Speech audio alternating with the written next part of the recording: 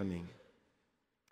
Irmãos, esse assunto da oração deveria nos intrigar muito, porque, na verdade, a oração é o homem pecador, falho, se voltando para um Deus santo, santo, santo, puro, perfeito, e se relacionando com Ele.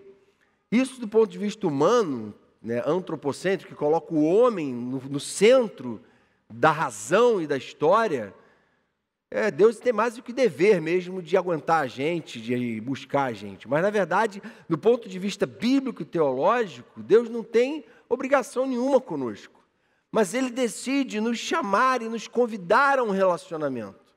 E mesmo Ele fazendo esse convite, a verdade é que o homem foge da presença de Deus. Eu não estou falando apenas de quem não crê, não. Muitos cristãos vivem uma vida muito fria e distante no seu relacionamento com Deus. Não vivem com Deus como se, de fato, Ele estivesse presente no seu dia a dia, na sua vida, nos seus afazeres.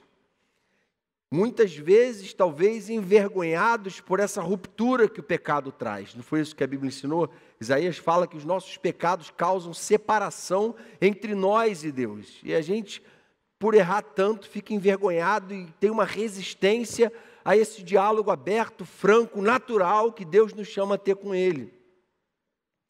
O problema é que quando a gente age assim, a gente falha na compreensão da graça de Deus. Porque é verdade que nós somos a esposa que traiu, não é? Em certo sentido. Nós somos a parte traidora da relação. Nós nos rebelamos contra Ele. Mas é verdade também que Jesus se apresenta a nós como um noivo que deu a sua vida pela sua noiva para apresentar a si mesmo igreja gloriosa, sem mácula e nem ruga, nem coisa semelhante, mas santa e inculpável. Se por um lado é verdade que a nossa atitude é equivocada, pecaminosa, nos faz sentir distantes de Deus, por outro, Jesus morreu e pagou um preço para que a gente fosse por Ele tratado, por Ele pastoreado, acompanhado e conduzido. E aí, irmãos queridos, tudo que Deus revela na palavra é que o desejo dEle é que eu e você nos voltemos para Ele com o coração aberto a esse relacionamento.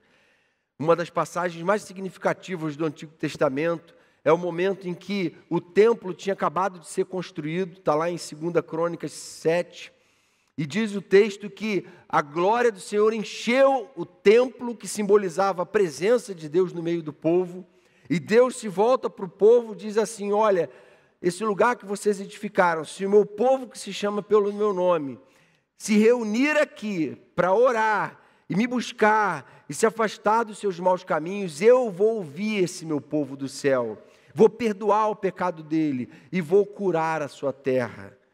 De hoje em diante os meus olhos estarão abertos e os meus ouvidos atentos à oração feita nesse lugar.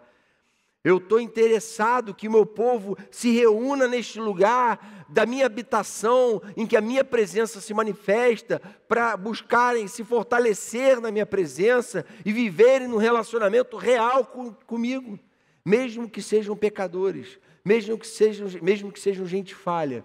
Eu estou convidando vocês a um relacionamento comigo, porque eu quero me relacionar com vocês, eu quero restaurar a vida de vocês, reconciliar vocês. Mas isso é o Antigo Testamento que fala desse templo. Porque, na verdade, Jesus ensinou para a gente que o templo hoje não é esse tabernáculo aqui feito de tenda e de estrutura de alumínio. Não é? O templo hoje somos nós. Não é? Nós somos o templo do Senhor, lugar de habitação do Senhor. E a palavra de Deus fala que a gente, portanto, nós, o nosso coração, uma vez que o Espírito Santo habita nele, precisa aprender a se relacionar com ele aqui dentro. Ele precisa ser vivo dentro de nós. A gente precisa se entregar para ele, o nosso coração precisa se render, precisa se deixar encher dele. Ele quer que a gente reavive esse relacionamento com ele e que esse nosso relacionamento com ele se torne cada vez mais significativo. Ele quer nos encher do Espírito Santo e Ele enviou o Espírito Santo no Pentecostes para que essa relação natural de oração, de diálogo, de rasgar o verbo, rasgar o coração, não seja utópica, seja real. para que a nossa vida transformada e tratada seja uma realidade. Mas antes ainda do Pentecostes, ele enviou Jesus. E Jesus aqui, oração do Pai Nosso, nos ensina algumas coisas muito fundamentais na nossa caminhada com Deus, na nossa espiritualidade. Equivocadamente, muita gente usa a oração do Pai Nosso como uma reza, não é? Mecânica, que a pessoa faz ali porque decorou. Mas, na verdade, nessa oração, eu entendo que Jesus não queria propor uma reza para a gente decorar e ficar repetindo como um papagaio, que não sabe o que está repetindo e reproduzindo. Ele quer que a gente perceba alguns conteúdos que precisam fazer parte da nossa vida e do nosso dia a dia e do nosso relacionamento com Deus. Conteúdos que têm a ver com isso, fundamentalmente. E ele diz assim, Mateus 6, verso 9. Vocês orem assim: Pai nosso que estás nos céus, santificado seja o teu nome. Venha o teu reino, seja feita a tua vontade, assim na terra como no céu. Dá-nos hoje o nosso pão de cada dia. Perdoa as nossas dívidas, assim como perdoamos aos nossos devedores, e não nos deixes cair em tentação, mas livra-nos do mal, porque teu é o reino, o poder e a glória para sempre. Amém. Pois se perdoarem aos homens uns aos outros, o Pai Celestial também lhes perdoará. Mas se não perdoarem uns aos outros, o Pai Celestial não lhes perdoará as ofensas. Então vejam que Jesus, falando sobre oração, ensinando a orar, ele toca em alguns conteúdos muito fundamentais. Porque, na verdade, a oração está, sim, na espinha dorsal, no cerne da nossa relação com Deus. Uma igreja que desaprendeu a orar vai definhar espiritualmente. Isso é um ponto pacífico. Um cristão que ora quando vem à igreja domingo, está vivendo uma vida, com certeza, muito aquém espiritualmente daquela que Deus te chamou a viver. Espiritualidade que Deus quer que a gente desenvolva é uma espiritualidade integral, é uma espiritualidade em que eu sinto Deus presente na minha vida 24 horas, como Jesus sentia 24 horas por dia. Eu estou antenado no que Ele tem a dizer, eu estou interessado no que Ele tem a dizer, eu estou sujeitando tudo no meu coração e na minha mente a Ele. Tudo eu faço a partir da referência dEle, que Ele me oferece na palavra dEle, da presença viva dEle. E Deus, então, não é alguém que eu vou ter um encontro com Ele na igreja domingo, mas é alguém que está participando do meu dia a dia. E há uma dinâmica, então, de um relacionamento com Deus real, de uma vida cheia do Espírito Santo, que é potencializada, é claro, por uma vida de oração. O pastor Antônio Elias falou uma frase que já foi muito repetida aqui desse púlpito, não é? Ele dizia isso: muita oração, muito poder; pouca oração, pouco poder; nenhuma oração, nenhum poder.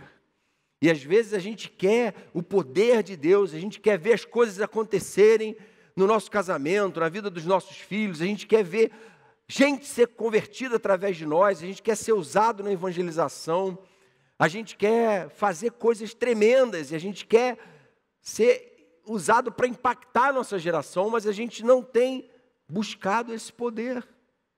A gente está confiando muito mais no poder que Deus nos deu, natural, do que no poder sobrenatural de Deus. E aí um autor chamado E.M. Bounds, ele fala o seguinte: o Espírito Santo não flui através de métodos, mas através de homens. Ele não vem sobre mecanismos, mas sobre homens, homens de oração. Deus não está tão preocupado com os métodos que a gente usa como igreja, com nossos formatos, nossas preconcepções do que seja certo e errado. Ele está preocupado se a gente tem vivido debaixo dessa influência e desse poder que vem dele. Se nós temos sido homens e mulheres de oração, porque são esses que ele vai usar. Como é que você sabe disso, Jonas? Porque eu leio a Bíblia e a gente lê a história, e foram esses que Deus sempre usou. E Ele pode sim usar a minha e a sua vida se a gente se colocar nesse lugar.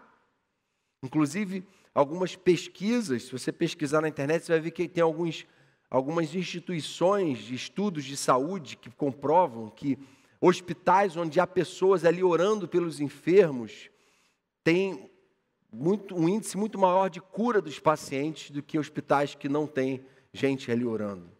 Há até dados científicos disponíveis na internet sobre esse tipo de coisa.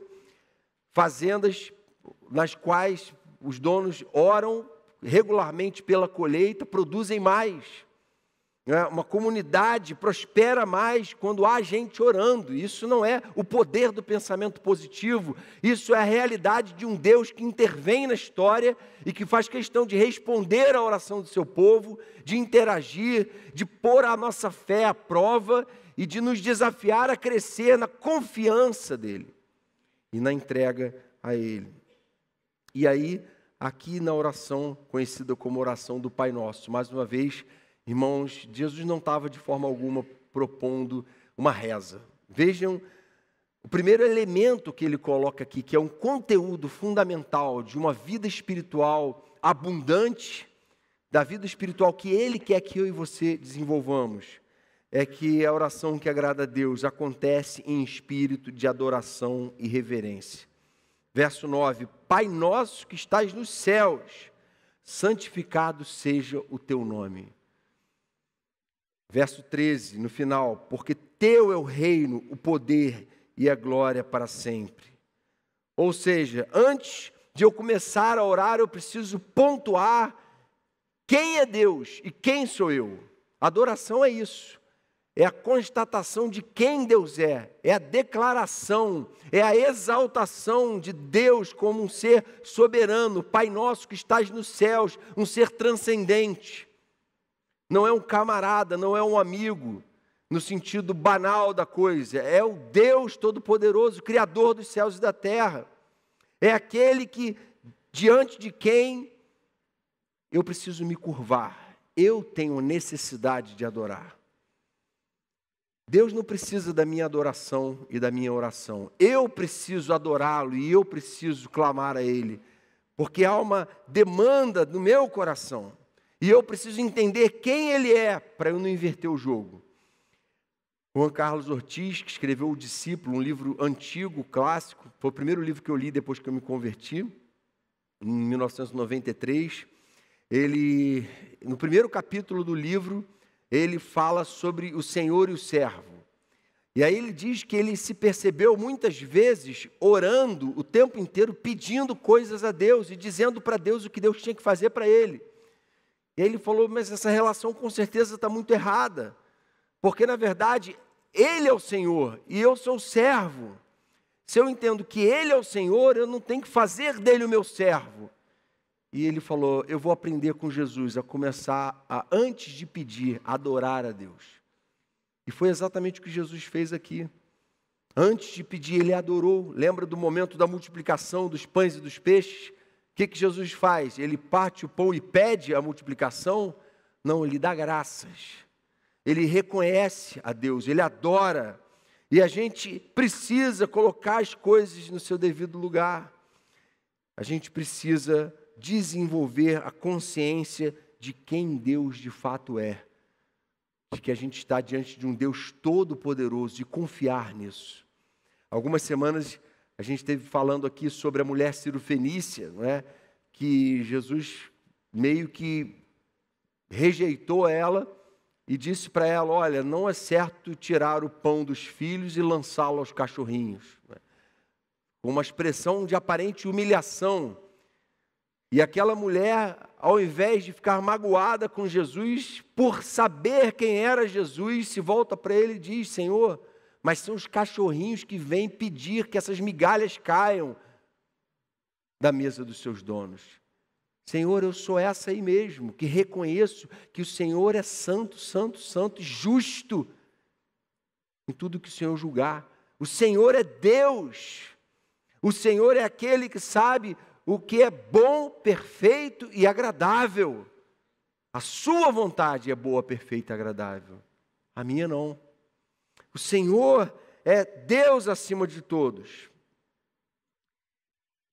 E a gente precisa aprender a se aproximar do trono da graça, com essa consciência de Deus, com essa consciência de um Deus sublime e todo-poderoso. Gente, isso parece muito simples, mas a verdade é que a gente está hoje vivendo uma realidade de um humanismo secular, que é essa ideia de que o homem vai dizer o que é certo e errado. Ou seja, o que é certo e errado depende. Espera aí, vamos ouvir o que a psicologia tem a dizer sobre isso. O que a sociologia tem a dizer sobre esse assunto. Ah, tá, isso aí vamos analisar pelas lentes das ciências humanas. Ou seja, o que o homem acha que é verdade, na sua perspectiva, é que vai fazer valer. E não o que Deus acha. Então, a gente está vivendo numa realidade em que muitas vezes tem havido essa inversão, e ela não é exclusiva de não crentes, não. Muitos crentes se sentem ofendidos diante da simples exposição de textos bíblicos, como se não lessem mais as suas Bíblias. E Deus não está comprometido com as nossas perspectivas filosóficas, sociológicas, antropológicas ou psicológicas. Ele não está comprometido com nossos achismos, porque Ele é Deus. Ele é imutável, Ele é o caminho, a verdade e a vida. Ele é a rocha. Ele não se curva diante da nossa percepção das coisas. Ele é Deus. Então a primeira coisa é a gente se aproximar dele. Pai nosso que estás nos céus, santificado seja o teu nome, exaltado, teu é o reino, teu é o poder, tua é a glória para sempre. Amém, irmãos? Esse é o ponto fundamental. Segundo aspecto da oração que agrada a Deus, é porque ela parte, consequentemente, de um desejo de se submeter à vontade dEle. Venha o teu reino, seja feita a tua vontade. Vejam que ele começa exaltando a Deus e logo em seguida, venha o teu reino, seja feita a tua vontade. Senhor, eu estou aqui numa atitude de total submissão, exatamente porque agora eu entendo que o Senhor é Deus. Vejam que por enquanto, ele ainda não pediu nada dele. Jesus está falando apenas dessa atitude correta diante de Deus em oração. Que tem como contra-exemplo, por exemplo, a história do jovem rico, não é? O jovem rico chegou para Jesus perguntando, Senhor, como é que eu posso ter certeza da salvação? E Jesus explicou para ele algumas coisas, ele aceitou algumas, falou, já estou cumprindo isso e aquilo, e Jesus falou, derruba esse ídolo aí das finanças na sua vida. E ele dá as costas e vai embora. Porque eu não estou disposto a me submeter a tudo, eu não estou disposto, Senhor, a entender que a tua vontade é boa, perfeita e agradável. Eu acho que em algumas áreas a minha vontade é que é a boa, perfeita e agradável. E aí, quando a gente vai para o Salmo 37, verso 4, né? Deleite-se no Senhor e Ele atenderá aos desejos do seu coração. Quando eu me converti, eu amei esse versículo. Olha que coisa boa. Então, quer dizer que se eu servir ao Senhor, em troca, Ele vai satisfazer os desejos do meu coração. Só que se você ler o verso 5, ele continua dizendo assim, logo em seguida. Entregue o seu caminho ao Senhor, confie nele e Ele agirá. Então, os desejos do coração de quem? De quem está plenamente rendido, de quem confia nele, de quem se entregou totalmente a ele, de quem é servo dele, de quem reconhece a ele como Senhor. E aí é claro que ele vai inundar o nosso coração de vontades santas, de desejos santos, de coisas que agradam e glorificam a ele. E aí a gente muitas vezes se aproxima do Senhor já com respostas prontas. O meu sogro é obstetra e ele já está aposentado, mas ele sempre disse que uma coisa que irritava muito a ele no consultório era aquelas mulheres que já chegavam dizendo para ele, doutor, estou sentindo isso e aquilo, e na verdade eu vim aqui só porque eu quero que o doutor prescreva para mim esse exame, aquele exame, esse remédio, aquele remédio. E às vezes é exatamente isso que a gente faz com Deus, a gente se aproxima dele dizendo, Senhor, olha, eu estou sofrendo disso, daquilo, eu quero que o Senhor me receite isso e aquilo, eu quero que o Senhor faça isso e aquilo, e o Senhor não faz nada disso. E meu sogro gentilmente dizia, olha, eu posso te dar um endereço de um médico que faz isso, que vai fazer o que você quer, mas aqui você não vai impor, não. Ele agia meio como Deus, aqui na ilustração, olha, eu não estou comprometido com o que você veio aqui pedir, não, estou comprometido com a ética médica. E muitas vezes a gente já se aproxima de Deus com as respostas prontas, desconfiando dessa boa, perfeita e agradável vontade de Deus, sobre a qual o pastor Henrique falou semana passada. Nossa conversão não ganha autenticidade quando somos abençoados. Muitos ímpios são abençoados em certas situações. Né? Os 10 leprosos, um voltou para agradecer, os outros 9 não estavam nem aí. Mas quando nos dispomos a obedecer, nossa conversão fica evidente quando a gente se dispõe a obedecer, a falar como Jesus, Pai, se possível, passa de mim esse cálice. Se possível, Senhor, eu não quero passar por esse tempo de luta, de crise. Mas eu não quero dizer para o Senhor o que tem que acontecer na minha vida. Eu quero fazer a Tua vontade. O que o Senhor quer com isso? O que o Senhor quer me ensinar? Venha o Teu reino. Jesus diz que o reino dele está entre nós. Venha o Teu reino. O reino de Deus é o lugar onde Deus habita, onde a vontade dele se faz valer. Onde o Espírito Santo nos guia. Aí a gente está vivendo no reino. O reino de Deus está dentro de nós. O Espírito Santo está dentro de nós. E a palavra, então, consequentemente, está aí. A gente tem que buscar de forma insaciável o reino de Deus. Se na terra como nos céus. Como Jesus falou, não é? Dias de avivamento. A gente fala muito sobre avivamento, a gente quer avivamento, a gente quer experimentar coisas tremendas e sobrenaturais de Deus. Mas a gente não tem muitas vezes buscado isso, não é? Martin Lloyd Jones dizia que avivamentos são dias de céu na terra. E isso está acessível a nós, o reino dos céus já está entre nós, o Espírito Santo está presente aqui. A vida de Deus está disponível àqueles que têm buscado Ele de todo o coração. E aí, segundo Jeremias 29:12, então vocês clamarão a mim, virão orar a mim e eu os ouvirei. Vocês me procurarão e me acharão quando me procurarem de todo o coração. Eu me deixarei ser encontrado por vocês, declara o Senhor. Irmãos, essa passagem é maravilhosa, é linda demais, é revelação da graça e da bondade de Deus. De um Deus que resolve vir em nossa direção, que resolve nos acolher como Pai, que nos dá de novo, embora sejamos pecadores, servos, Ele prefere nos chamar de amigos, prefere nos chamar de filhos, e nos convida a esse relacionamento. E a rejeição disso, e a fuga desse relacionamento, irmãos, é juízo para nós. Às vezes a gente fala, poxa, quer dizer então que a pessoa que está rejeitando a graça de Deus e o que Jesus fez na cruz, né, essa pessoa está indo para o inferno? Coitada.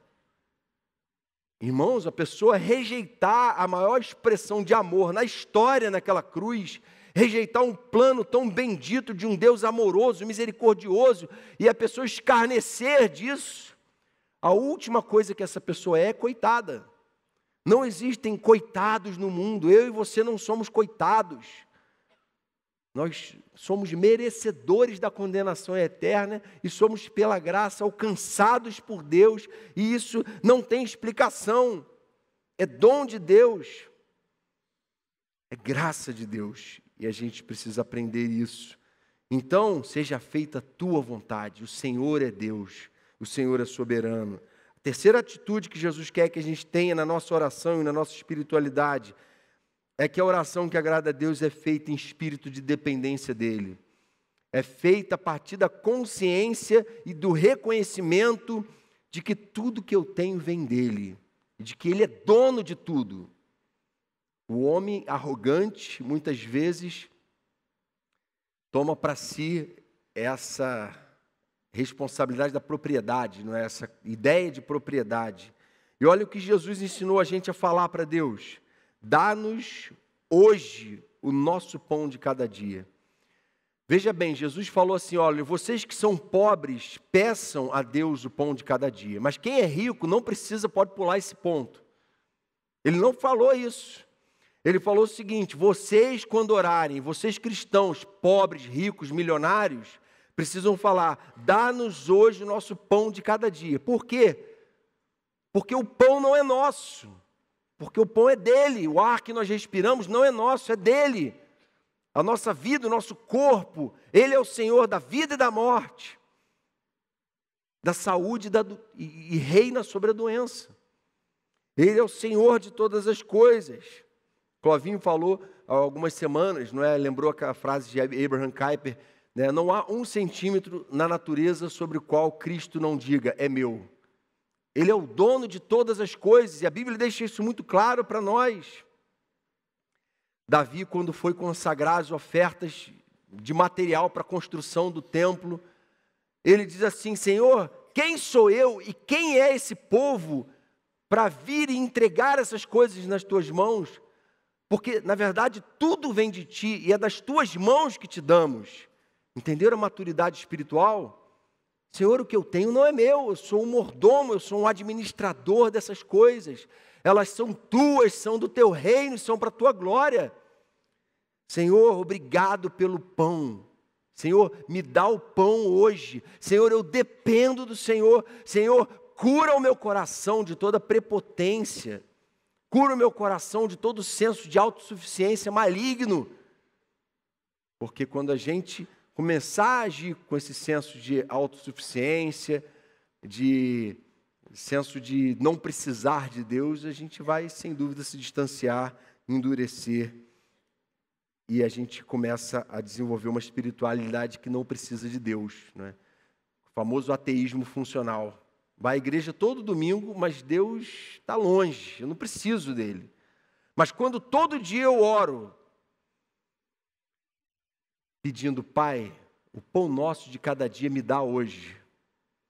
Senhor, se eu tenho ou se eu deixo de ter, tudo vem de Ti. Aí, irmãos, eu nunca vou esquecer de quem eu sou, eu nunca vou esquecer de quem Deus é. E a gente precisa desenvolver isso, agradecer a Deus por todas as coisas, ser grato a Deus por tudo, reconhecer que tudo é dele, entregar tudo a Ele, se render completamente. Assim como a adoração, a oração não é uma necessidade de Deus, a oração é uma necessidade nossa. Nosso coração, ele é curado através da prática da oração regular, insistente e perseverante. E Deus quer por esse meio nos tratar. Quarto ingrediente de uma oração que agrada a Deus é que ela sempre se reflete na horizontal. Ela sempre se reflete nos nossos relacionamentos humanos. Verso 12, ele diz assim: perdoa as nossas dívidas, assim como perdoamos aos nossos devedores. Perdoa as nossas dívidas, Senhor, porque nós temos perdoado aos nossos devedores. Porque se você não tem perdoado aos seus devedores, você nem mesmo está obtendo o perdão de Deus.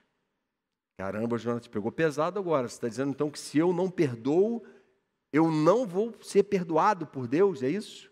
É isso que ele está falando? Vamos ver se é isso. Vejam que esse é o único ponto que ele retoma quando acaba a oração. Verso 14, depois que ele acaba a oração, aí ele continua imediatamente dizendo o seguinte: pois se perdoarem as ofensas uns dos outros, o Pai Celestial também lhes perdoará. Agora olha que pesado o verso 15. Mas se não perdoarem uns aos outros, o Pai Celestial não lhes perdoará as ofensas. Sabe em que lógica a gente tem direito de não perdoar? Numa lógica antropocêntrica. Numa lógica em que o homem reina, em que o homem é Deus. Porque numa lógica divina, na lógica de Jesus, isso não faz nenhum sentido. Ele deixa isso muito claro, né? Quer dizer então que Deus te perdoou uma dívida que você nunca na sua vida seria capaz de perdoar. Você podia dar a sua vida em pagamento, não ia conseguir pagar essa dívida. E aí, alguém tem uma dívida muito menor com você, que poderia tranquilamente pagar, e seria totalmente pagável, e você diz que você não vai perdoar? E essa lógica, Deus não entende, Jesus não aceita. Ele fala o seguinte: olha, vamos parar dessa conversa de que eu amo a Deus, mas eu odeio fulano. porque isso não é cristianismo, isso não é espiritualidade cristã. Vejam como 1 João 4:20, João pontua isso. Se alguém disser, amo a Deus e odiar a seu irmão, é mentiroso. Pois aquele que não ama seu irmão a quem vê, não pode amar a Deus a quem não vê. Vamos parar de auto-engano, é isso que ele está falando. Para de ficar se enganando. Quem não ama ao próximo a quem vê, não pode dizer que ama a Deus a quem não vê, gente. Deus quer usar a oração para tratar relacionamentos partidos. Por isso que ele fala, ame os seus inimigos e orem pelos que vos perseguem. Sabe por quê? Porque se você tiver problema de relacionamento com uma pessoa e começar a orar, invocando a bênção de Deus sobre essa pessoa todo dia, eu te desafio a essa experiência, se você depois de um mês não vai estar amando essa pessoa e sendo capaz de compreender a sua fraqueza e se identificar com ela e agir com misericórdia para com ela. Por que Estevão, quando estava sendo apedrejado, foi capaz de, assim como Jesus, olhar para aqueles algozes dele e falar, Pai, perdoa porque eles não sabem o que fazem? Estevão era um pecador igual a mim e a você. Mas por que ele teve tamanha maturidade de, diante dos seus agressores, orar e falar, Pai, perdoa porque não sabe o que fazem? Porque teve discernimento. Porque não eram os seus inimigos que iam dizer para Estevão qual era o sentimento que devia governar sobre o seu coração. Mas era o próprio Deus. E ele fala, e é capaz de imitar Jesus, que falou a mesma frase, Pai, perdoa-lhes porque não sabem o que fazem. Compreendendo de forma madura a ignorância e a estupidez humana. Coisas que muitos de nós não conseguiríamos fazer na mesma situação, não é? Tomados às vezes de raiva. E a gente tem que aprender a desenvolver um coração assim. Um coração capaz de perdoar, capaz de superar e de ser superior ao poder destrutivo do pecado. Agora, trazendo para a questão familiar, o tratamento aqui, a relação entre a vida familiar e a oração. Olha o que Pedro diz para os maridos.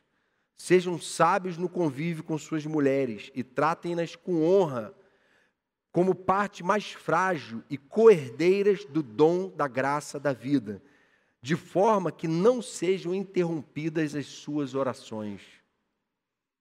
Sabe o que Pedro está falando aqui para os maridos? Está falando o seguinte, olha, se você diz que se relaciona com Deus, que ora, que vive uma vida espiritual, religiosa, mas trata a sua esposa de forma desonrosa, a humilha, ou a despreza de alguma forma, não trata ela como coerdeira do dom da graça da vida, como filha de Deus, não honra e abençoa a vida dela, o que ele está falando é que as suas orações estão interrompidas. Deus não está ouvindo esse tipo de oração.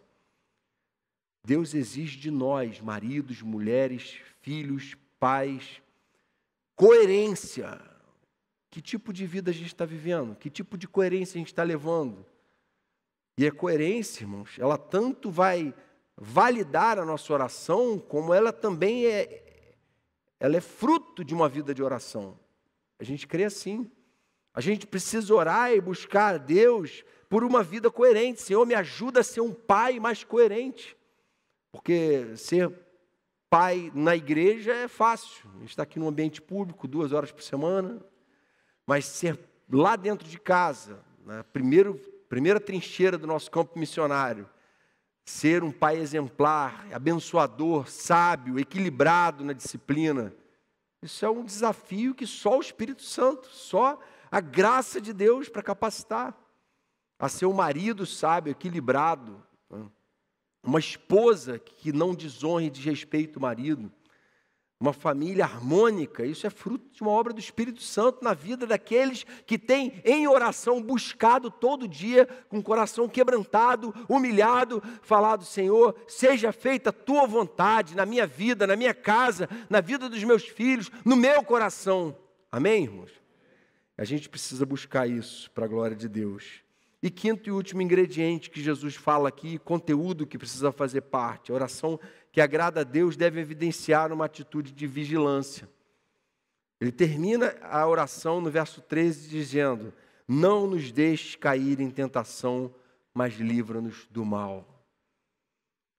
Não nos deixe cair em tentação, mas livra-nos do mal. Tem que haver vigilância, gente. A gente está num mundo em que a gente é desafiado a ficar alerta. Há uma vigilância, em primeiro lugar, contra os principados e potestades dominadores do mundo tenebroso, como Paulo diz em Efésios, não é? E Pedro diz assim, em 1 Pedro 5,8, estejam alertas e vigiem, o inimigo de vocês anda ao redor como leão, rugindo e procurando a quem possa devorar. Apresenta Satanás como esse inimigo o tempo inteiro, armando ciladas, e a gente crê que, sem dúvida, essas forças malignas procuram interagir, interferir na nossa vida e usar pessoas que vivem na cegueira do pecado para nos dar rasteiras. E quem é que vai discernir a ação dessas coisas? Quem é que vai discernir os dardos inflamados do maligno? Quem está orando, quem está com o coração quebrantado, quem está ligado em Deus, quem está atento, quem está em oração repreendendo sentimentos ruins, tentações, fraquezas, que é o outro aspecto desse ataque. Somos atacados do lado de fora, o inimigo das nossas almas, mas há uma natureza caída aqui dentro de nós agindo. E a gente precisa pedir a Deus misericórdia, com humildade, para a gente se livrar da nossa autossuficiência e do nosso isolamento, que tantas vezes é tão fatal.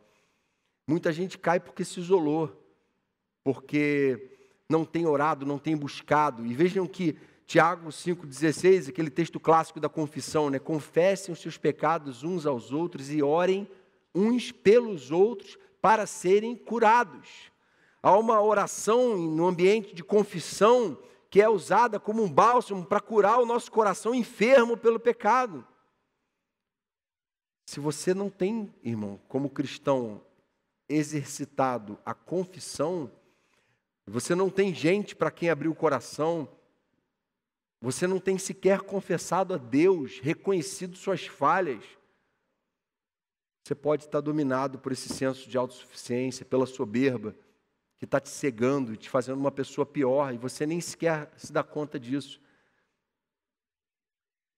Isso pode ser fatal para a sua vida. Você pode estar vivendo aquela falsa conversão sobre a qual Jesus falou. Gente, eu não sei se vocês temem diante desse texto, mas Jesus falou isso. Nem todo que me chama Senhor, Senhor, herdará o reino dos céus, não. Tem um monte de gente aí fazendo e acontecendo, mas eu vou dizer no último dia, olha, essa parte de mim eu nunca te conheci. Quando Jesus fala isso, ele acende um alerta em nós. Eu preciso parar e pensar se eu não estou vivendo como filho das trevas ao invés de filho da luz. As minhas atitudes evidenciam a quem eu estou servindo e filho de quem eu sou. São atitudes humildes, quebrantadas, sadias espiritualmente, abnegadas, ou são atitudes arrogantes, prepotentes, de alguém que se isola, de alguém que não confessa, que acha que está sempre certo? Que tipo de espiritualidade é essa? Jesus fala, termina, não é, essa sessão falando, não me deixe cair em tentação, livra-me do mal. Senhor, eu prefiro confessar e buscar ajuda do que cair em tentação. Livra-me do mal que está dentro de mim também. Vejam como o apóstolo Paulo exemplifica, revelando uma questão do seu próprio coração. É o seguinte, Paulo chegou a um ponto que Deus estava revelando coisas tão tremendas para ele, que ele começou a se gabar no coração dele. Caramba, Deus está me usando de uma forma muito grandiosa. Aí olha o que ele fala em 2 Coríntios 12, 7. Para impedir que eu me exaltasse por causa da grandeza dessas revelações, foi-me dado um espinho na carne. 3 vezes roguei ao Senhor que o tirasse de mim. Mas ele me disse, minha graça é suficiente para você, pois o meu poder se aperfeiçoa na fraqueza. Entenderam, gente? Por que Deus respondeu a Paulo? Por que Deus tratou o coração de Paulo? Por que Deus levou Paulo a esse discernimento de que, na verdade, aquilo era uma armadilha do coração dele, querendo se envaidecer? Por que ele teve essa maturidade? Porque ele rogou ao Pai, se possível, passa de mim isso, tira esse espinho na carne, tira esse sofrimento, me ajuda. E Deus falou, não, minha graça te basta, porque o meu poder se aperfeiçoa na fraqueza. Eu não quero que você caia soberbo, que você se ache o poderoso por causa do seu apostolado. E muitas vezes Deus permite que a gente enfrente fraquezas, tribulações, vales, lutas. E essas coisas, ao invés de serem vindas do diabo, o que Deus está falando é que não vem de mim mesmo, sou eu que estou permitindo. E há um propósito para isso, te resguardar. Então, irmãos, o apóstolo Paulo concluiu maduramente que se tratava do mal tentando passar uma perna nele. E ele, então, se coloca diante de Deus falando, se rendendo completamente a Deus. Queria passar aqui só algumas aplicações finais, na verdade, uma breve recapitulação, ponto a ponto, do que a gente falou aqui, das palavras de Jesus. Primeiro ponto das aplicações: adore a Deus todos os dias em oração. Gente, a gente precisa desenvolver isso. Mais uma vez, a adoração não é importante para Deus. Se a igreja inteira, no mundo inteiro, parar de adorar, sabe o que vai acontecer com Deus? Vai continuar sendo Deus. Para que Ele nos incita a adoração? Porque nós precisamos, nosso coração adoecido, idólatra, o nosso coração obstinado, cego, soberbo e autossuficiente, precisa todo dia botar a cara no pó e adorar, porque isso é cura para a nossa alma. Segunda aplicação: clame submisso pelo cumprimento da vontade de Deus. Clame todo dia por isso. Senhor, seja feita a tua vontade. Senhor, eu quero que essa porta se abra, eu preciso de um emprego, eu preciso de uma cura, eu preciso de uma intervenção, mas eu não quero a minha vontade, eu quero a sua vontade, eu quero ouvir o que o Senhor está falando, eu quero aprender com esse momento que eu estou vivendo, eu quero crescer na minha experiência contigo. Clame pela vontade dEle. Pai, se possível, passa de mim esse sofrimento, mas não seja a minha vontade, seja a tua. E Deus pode até querer nos levar de uma hora para outra, e amém por isso, Ele é Senhor. Para o cristão, o viver é Cristo, o morrer é lucro. Foi isso que Paulo falou? Para nós que sabemos do nosso destino, do destino das nossas almas, quem governa sobre nós, é bênção estar na presença de Deus. Terceira aplicação: expresse a Deus gratidão por tudo, em todo o tempo, em todas as coisas, deem graças, em todas. É verdade que Paulo fala assim, tudo posso naquele que me fortalece. Mas se você continuar lendo o texto, ele fala, posso passar por fome, por tribulação, por lutas, por adversidades, posso passar por qualquer situação, porque não sou eu que me fortaleço, é Deus que me fortalece. Amém, irmãos? Então, expressar gratidão o tempo todo. Quarta aplicação: busque a oração como meio de cura para relacionamentos. Deixe que a sua intimidade com Deus o capacite a transbordar do seu amor perdoador e curativo. Deixe que a sua intimidade com Deus te leve a ser capacitado a perdoar, te leve a ser capacitado espiritualmente, a ter o coração purificado de toda mágoa, de todo ódio, de todo rancor, a ponto de conseguir se aproximar de alguém que te fez tão mal e falar, Pai, perdoa, porque ele não sabe o que fez. Pai, não vai ser ele que vai determinar as minhas atitudes daqui para frente. Não é o meu inimigo que determina qual é a minha identidade, mas é o Senhor que determina qual é a minha identidade. É Cristo, Ele é o meu DNA, é Ele cujas características eu quero reproduzir, cujo amor perdoador e misericordioso eu quero reproduzir para a glória dEle. Então, Deus quer curar relacionamentos através da oração. Talvez se você começar a orar mais por essas pessoas, Deus vai começar a operar milagres, coisas que você nunca se imaginou capaz de fazer, abraços que você nunca imaginou que um dia daria, você vai ser capaz de dar para a glória dEle. Amém? Em quinta e última aplicação, ore como forma de vigiar contra os seus verdadeiros inimigos, que não são carne e sangue.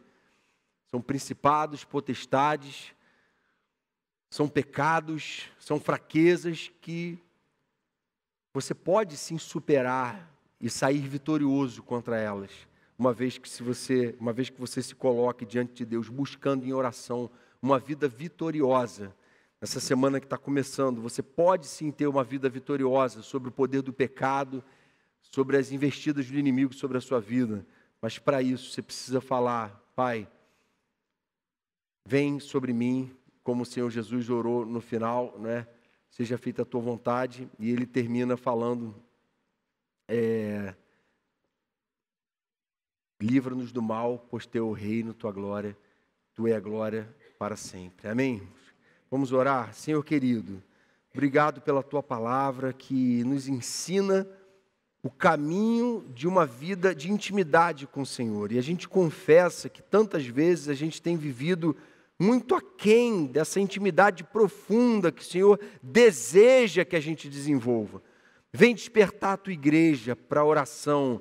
Vem tua igreja, que eu digo, Pai, a cada um de nós, no nosso dia a dia, que a gente desenvolva uma fé ativa, Senhor, uma fé que discerne o mal, que discerne a virtude, uma fé que ouve a tua voz no trânsito, Senhor, antes de dormir, nas refeições. A gente quer estar vivendo em plena intimidade com o Senhor o tempo todo. A gente quer, Senhor, ser vitorioso na tua presença, que o Senhor nos conduza assim, venha nos ensinar a ser uma igreja fervorosa espiritualmente, uma igreja coerente, cujas orações não são interrompidas pela incoerência, mas que levam essa coerência da oração para tudo que fazem e deixam-se transformar por uma vida de intimidade com o Senhor. Faz assim, para a tua honra, louvor e glória que te pedimos, Jesus. Amém.